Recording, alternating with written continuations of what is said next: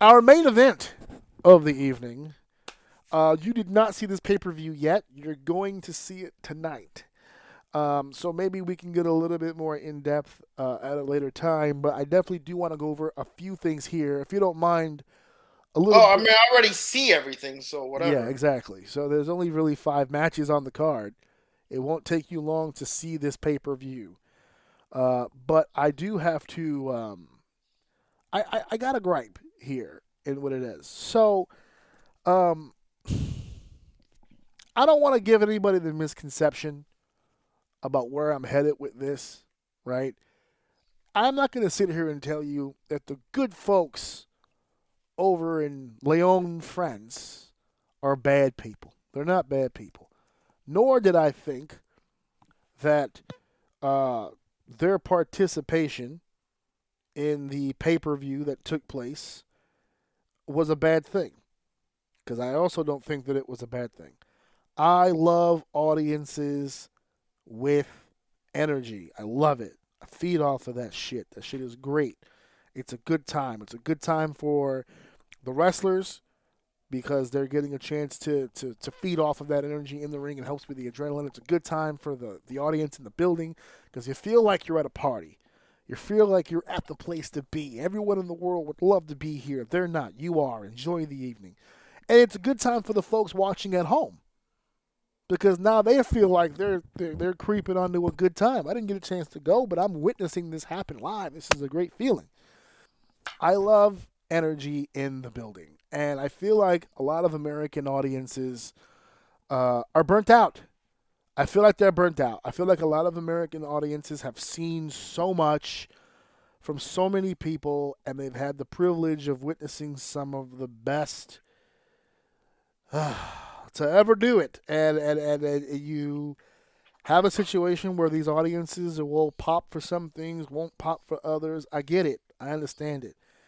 And I'm not going to sit here and say that France was a bad time because it wasn't. I'm sure they had a lot of fun being a part of the show, which they very much were a part of the show. And I'm sure they all had a good time online after hearing all of the people talk about how a lot of a crowd they were. But we have to have some sort of a middle ground. We had a situation where we went from. Remember, we heard the criticisms at WrestleMania that a lot of people felt like the crowd was dead for a lot of the show. And now we come to a pay per view where nobody's dead, everyone's awake, everyone's yelling, everyone's screaming, everyone's chanting for the entire 3 fucking hours. The entire pay per view, they yelled and they screamed, and it was.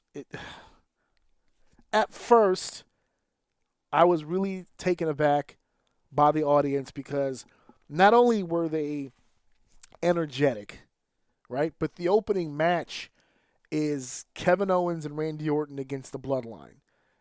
And so they're in France. Kevin Owens is a French Canadian. His first language is French. He spoke French at the press conference for Backlash. He's not a hometown guy, but as close as they're going to get to a hometown guy in France. And so I thought, no brainer, right? Kevin Owens comes out first. He's going to get a decent pop. Should be really cool. And he came out, got a huge pop, and they were chanting all kinds of shit at Kevin Owens. I couldn't really make out what it was. That's another issue with some of the chants. A lot of the chants were in French. So it's between everybody in that audience and everybody who was watching at home who's fluent, who understood what they were saying. Randy came out, obviously huge pop. Bloodline came out, a ton of boos. So I was sold. I was like, oh, this is going to be a fun fucking night. They're playing the game. You know what I'm saying? Like, they understand who the heels, the baby faces, they're going with this. They're going to make the product look amazing. And they chanted and they screamed and they did this and they did that. And I was into it. That's what I texted you. I said, yo, this crowd is crazy. This is going to be nuts all night. And then the match was over. And then the next match was Bayley, Naomi, and Tiffany Stratton. And I'm going to be honest, this is where it went off the rails for me as far as the audience participation. Because I felt like in the first match, every time they would say something specific, or every time that they would, there would be a situation where Kevin did this or Randy did this, they would react. And I felt like that was warranted for them to react. When I got to the triple threat women's match, which you haven't seen yet, but I'm going to tell people who haven't seen it, that was not a very good match. I know a lot of people looked at that match and went, wow, what a great one. I didn't feel that from that specific match. I actually thought it wasn't a very good match at all. There was a lot of miscommunication. They stumbled and bumbled a bunch of times. The chemistry, I want to say, was not there at all. And you want to give credit to someone like Tiffany Stratton for this match because of all the one that I was disappointed the most in was Bayley. Because if you take these three together, you look at that match and you go, well, she's definitely the ring general in this match. She's going to be calling this match for sure. And it just looked like her and Naomi, the two veterans in this matchup, were out of place, out of position often. And they would pause and they would stop and they would do this and they would do that. They would do a sunset flip that ended up in this, and it was just a clusterfuck. The only person to me that didn't look like they were out of place was Tiffany, which is telling you a lot about Tiffany and about the situation of the match. Here's where the audience is losing me because they were chanting equally as loud, equally as long for this match, as if nothing bad was happening. There was a fuck up. I forgot what spot it was specifically, but it involved all three of them, and they botched the spot completely. And the crowd started chanting, "This was awesome." And I was like, oh, I get what's happening. I finally realized what was happening. And that's when I started to lose interest in the audience because they had made the decision, and they being the crowd in France, that they were going to be a part of this show regardless of what happened in the ring. They were going to chant, they were going to scream, they were going to yell, they were going to treat this like a European football game, regardless of what happened. None of these chants were warranted. None of these support was given. They were in business for themselves. They were going to have fun regardless of what happened in that ring, and that's when I kind of lost interest in that.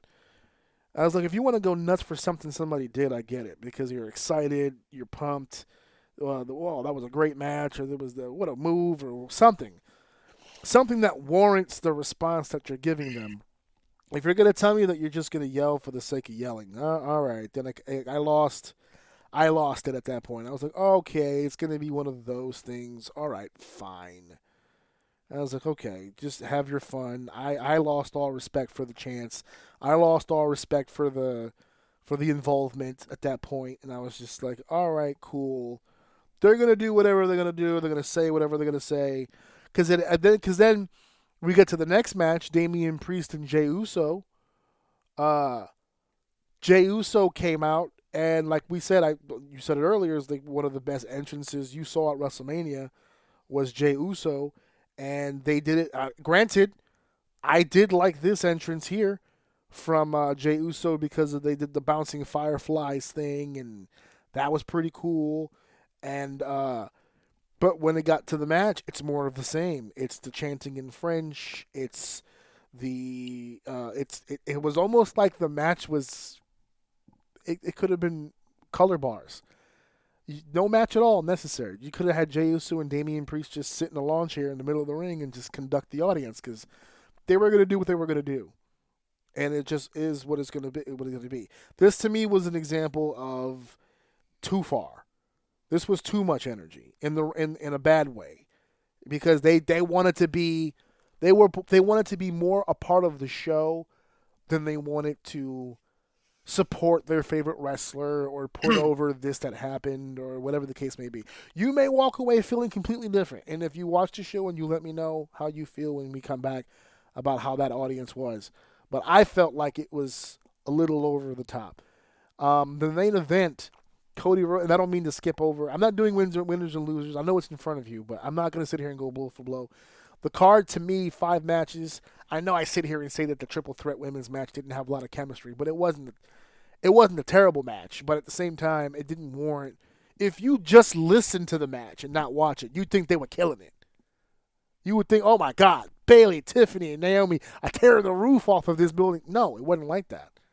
The audience reaction did not match the effort in the ring. I'm sorry, it didn't.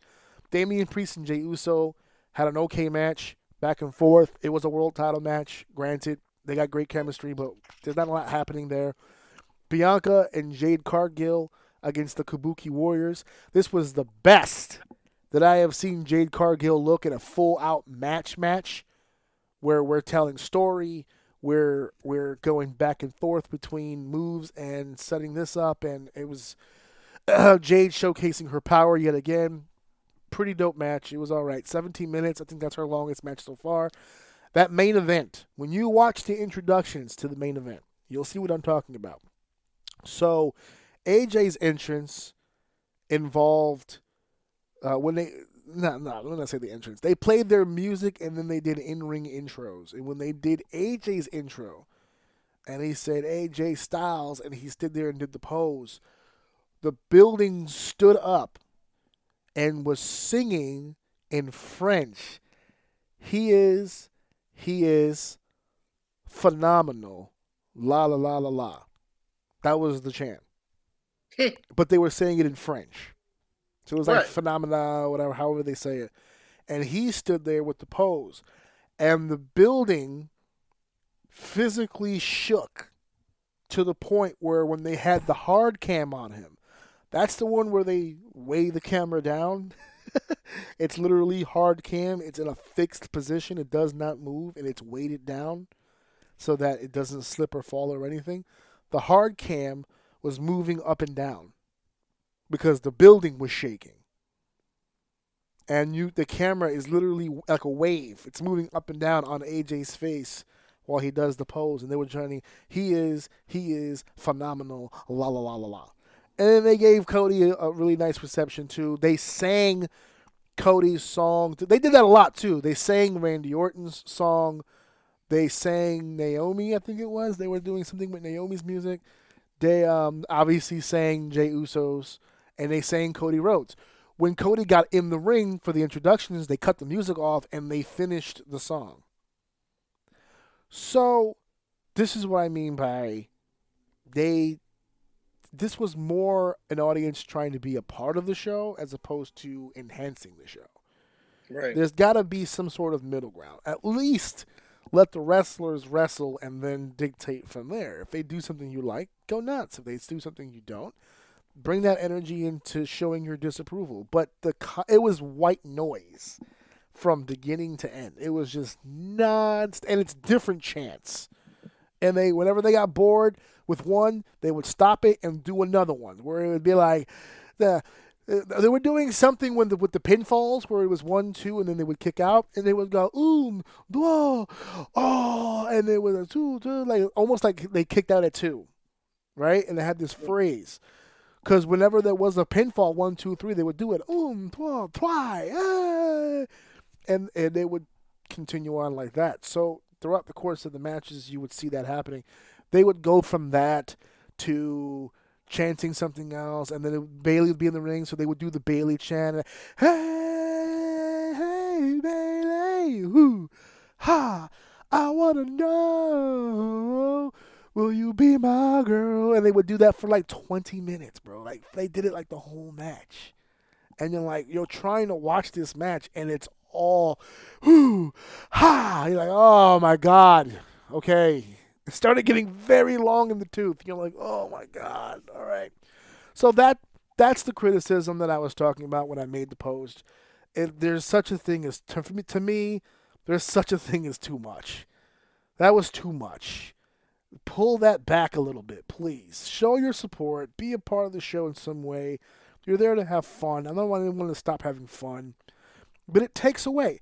Not only does it take away from the response to the matches, but as a wrestler, it hurts me. I don't know what's working and what's not. Because for a lot of those guys, they go based on sound and based on feel. And I can't tell. Because if I do a superplex, they scream. If I sit in the middle of the ring and just clap, they will scream. So it's like it's whatever I want to do, I guess, because none of it's mattering. So I don't know. That's just my take on that. But I'll give you the opportunity to watch the show, and you can tell me for yourself. Yeah, I just remember as you're saying it, like I refuse to be a conspiracy theorist, and I don't believe in such a large quantity of a crowd to all buy into the same thing at the same time. So I don't want to believe this is true, but it is funny that you say that because at the end of WrestleMania, some of the post events, someone from France asked about this or asked about this pay-per-view and asked like what it would take or what they could do to to get some of the bigger shows over there, right? And and Triple H basically stated, a call to arms for everybody, right? Like if you want the big show, you got to show me that it's worth going to your big show. Like you got to bring the energy. Like he said, I'm just gonna let everybody know this right now. If we come through your area, no matter what it's for, and you show us big energy, we're coming back with a bigger show. Yeah. Right? Like he told that guy. So he goes, the answer is, it's the ball's in your guys' court, like show us good energy and show us that, you want us there and we'll do what we can do. I get what he's saying with that, and that makes sense. But let this be a cautionary tale, because what ended up happening here was they hijacked the show. They're not bringing WrestleMania to France for you to hijack. That's not going to work. And again, like I said, that's too much. They're not coming back.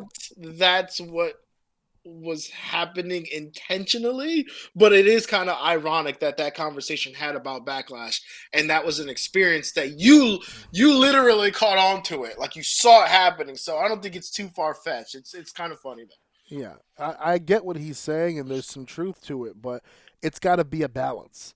I'm not saying because of this audience, the way they behave, they're never coming back to France. No, they'll come back to France because it was really good energy, and they're going to want to see that on camera again. The problem is it's too much energy, and they can't count on the idea that you're not going to fucking ruin their product by going into business for yourself. So they'll bring a Raw, they'll bring a SmackDown, you'll get another PLE. That's not Backlash, maybe, but you're not getting Mania.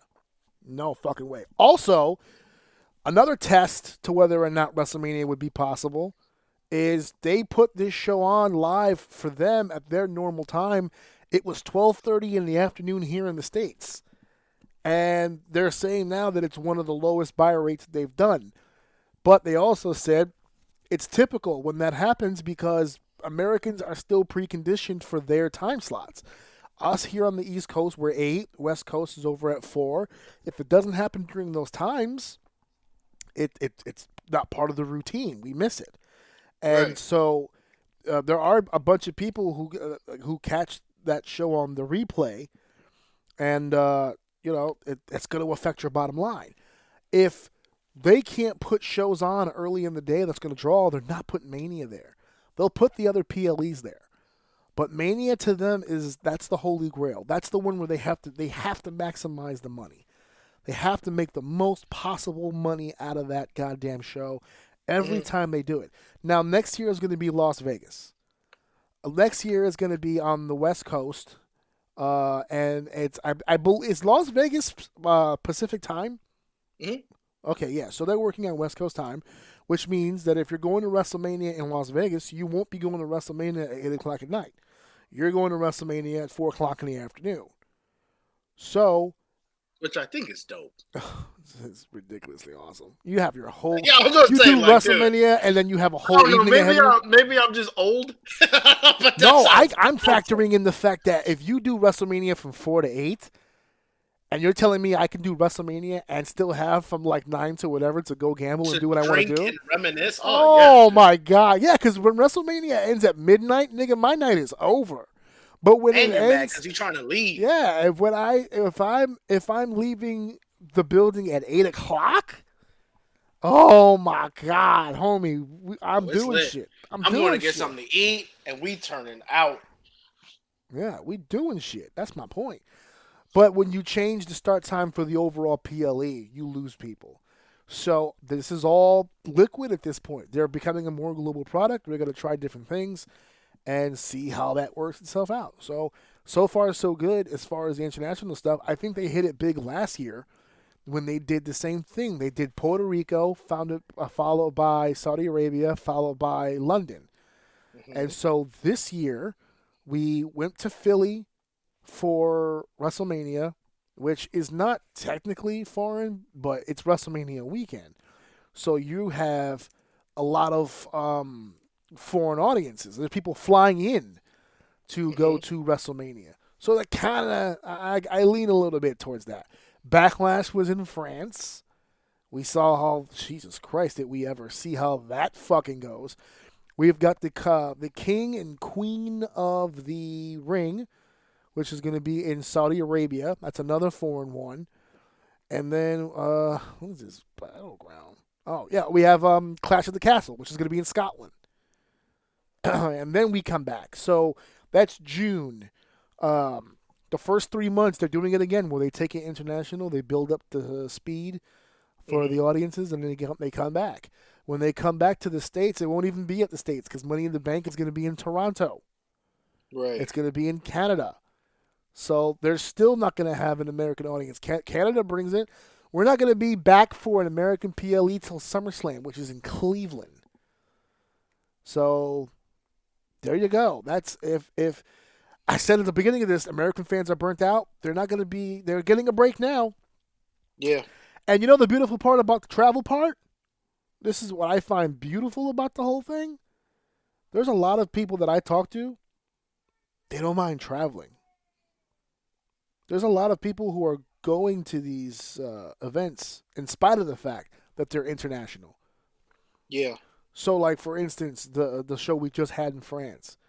You know, there are people who flew out to France. There are people. Well, they're not going to fly out to Saudi Arabia. That might be pushing it, but they'll definitely go to Scotland, like Hmm. they did to London. I knew a lot. I knew people who flew to London for Money in the Bank. So this is global product for WWE is good because it's going to give people who don't mind reaching out internationally to find the product. So Hmm. it's gonna be good. It's gonna be fine. But just let this be a cautionary tale. There is such a thing as too much. I thought London was a bit much. I'll take London over France. Um, any day at this point, any day of the fucking week because that was a bit much. London can be loud, but they'll at least let the match happen before they go bonkers again, and they keep Yeah. the energy. Cena has been big on bringing WrestleMania to London for forever. A lot of people who are in WWE will tell you that London is one of their favorite places to work Hmm. because it doesn't get in the way. They bring the energy. It's dope, so it should be good.